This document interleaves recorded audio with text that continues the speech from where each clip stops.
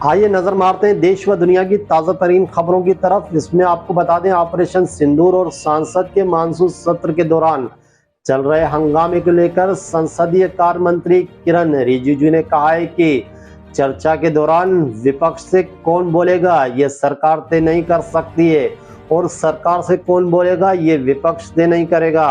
उन्होंने कहा है कि सारे मुद्दे हम सुनेंगे और उस पर विचार करेंगे, लेकिन एक साथ सब पर चर्चा नहीं हो सकती है। पहले हम ऑपरेशन सिंदूर पर चर्चा करेंगे और फिर अगले विषय के बारे में भी बात जरूर करेंगे। इसके साथ ही उन्होंने कहा है कि प्रधानमंत्री मोदी को कब बोलना है ये विपक्ष तय नहीं कर सकता, बीएसपी तय नहीं कर सकती। चलिए आपको बता दें, कंबोडिया स्थित भारतीय दूतावास ने एक एडवाइजरी जारी कर दी है। दरअसल भारतीय नागरिकों से थाईलैंड के साथ बढ़ती सशस्त्र हिंसा के बीच सीमावर्ती जो क्षेत्र हैं वहां पर यात्रा न करने का आग्रह किया जा रहा है।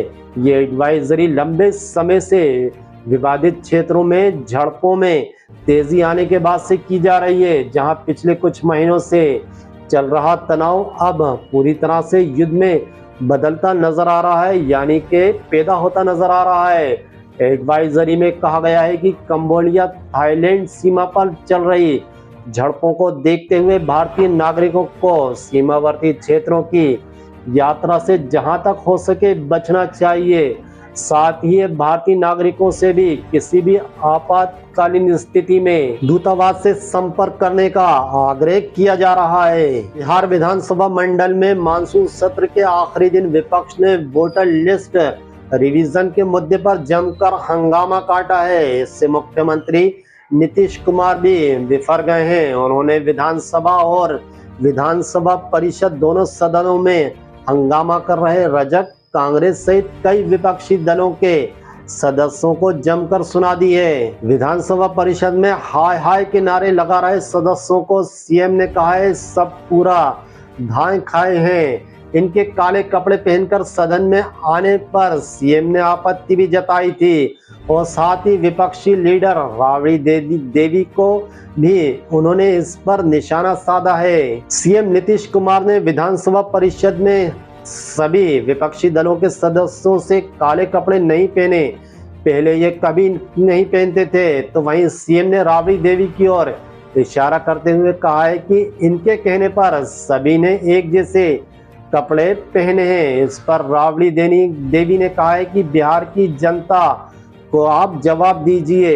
इसके बाद सीएम ने कहा है कि जब सुनना चाहिए तब सुनते नहीं हैं आप लोग, एक एक बात सुने और अपनी बात रखें। फिर भी शोर शराबा खत्म नहीं हुआ है इस पर। तो आपको बता दें, सभापति ने विधान परिषद की कार्रवाई लंच टाइम तक के लिए स्थगित करना पड़ गई थी। केंद्र मंत्री और हिंदुस्तानी अवाम मोर्चा सेक्युलर के नेता आपको बता दें जितिन राम मांझी ने केंद्र मंत्री चिराग पासवान से राष्ट्रीय जनतांत्रिक गठबंधन यानी कि एनडीए के साथ जुड़े रहना और उसे मजबूत करने में योगदान देने का आह्वान कर डाला है। दरअसल चिराग ने राज्य में बिगड़ती कानून व्यवस्था को लेकर नीतीश कुमार के नेतृत्व वाली बिहार सरकार की आलोचना की थी। आपको बता दें, पटना में पत्रकारों को संबोधित करते हुए मांझी ने कहा है कि हम एनडीए में हैं, हमें एनडीए की मदद करनी चाहिए और हम उन्हें शुभकामनाएं देते हैं। उन्हें एनडीए को मजबूत करने के लिए हर कदम उठाना चाहिए, ना कि उनकी आलोचना करना चाहिए। उत्तराखंड के क्षेत्र गांव पिपलोदिया में आपको बता दें, शुक्रवार सुबह स्कूल हादसे में देश को झंझोड़ दिया है। देश भर से अलग अलग राय सोशल मीडिया पर आ रही हैं। तो वहीं पीएम मोदी, सीएम और लोकसभा स्पीकर सहित पूर्व मुख्यमंत्रियों ने हादसे पर दुख व्यक्त किया है। तो वहीं विपक्ष इस हादसे की कड़े शब्दों में निंदा कर रहा है और अब तक इस हादसे में 7 मासूम बच्चे मारे जा चुके हैं। वहीं 27 मासूम बच्चे अभी भी अस्पताल में भर्ती हैं, उनका इलाज किया जा रहा है। जिस वक्त स्कूल में हादसा हुआ था उस समय करीब 35 बच्चे स्कूल में मौजूद थे। राज्य के शिक्षा मंत्री मदन दिलावर दुर्घटना स्थल पर पहुंचे और फिर अस्पताल पहुंचे हैं। उन्होंने मीडिया से बातचीत करते हुए इस पूरे हादसे की जिम्मेदारी खुद ली है। तो वहीं मंत्री मदन ने मीडिया को बयान देते हुए कहा है कि ये एक बहुत ही दुखद हादसा है और इस पूरे घटना के लिए वो खुद को जिम्मेदार ठहराते हैं, क्योंकि प्रदेश के शिक्षा मंत्री जो हैं वे महाराष्ट्र के मुख्यमंत्री फर्नांडिस दिल्ली में बीजेपी के कई प्रमुख जो नेता हैं और केंद्र मंत्रियों से मुलाकात करने पहुंचे हैं। दरअसल मुलाकात के बाद माना जा रहा है कि महाराष्ट्र से संबंधित कई सारी महत्वपूर्ण परियोजनाओं को केंद्र सरकार की हरी झंडी मिल सकती है। दूसरी ओर आपको बता दें, अटकलों का बाजार भी गर्म है कि फर्नांडिस जल्दी अपने मंत्रिमंडल में फेरबदल भी कर सकते हैं। फर्नांडिस दिल्ली में पहुंचे और जहां उन्होंने जेएनयू में मराठी अध्ययन केंद्र का उद्घाटन किया था।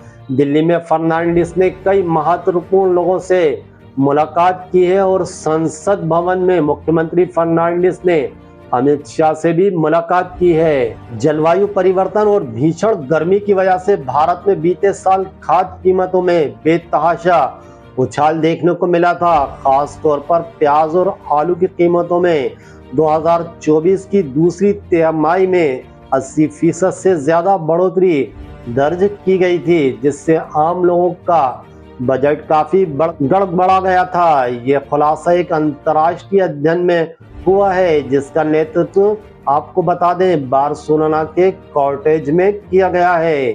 चलिए आपको बता दें, मध्यपूर्व में एक और जंग का मोर्चा खुल सकता है। जी हां, जंग के लपेटे में इस बार तुर्की आ रहा है। कहा जा रहा है कि जिस तरीके का माहौल बन रहा है उसमें देखा जा सकता है कि तुर्की को जंग के मैदान में अब उतरना ही पड़ेगा। दरअसल तुर्की ने 4 दिन पहले ऐलान किया था कि अगर सीरिया का डेमोक्रेटिक फोर्स हथियार नहीं डालता है तो उसे सबक सिखाया जाएगा।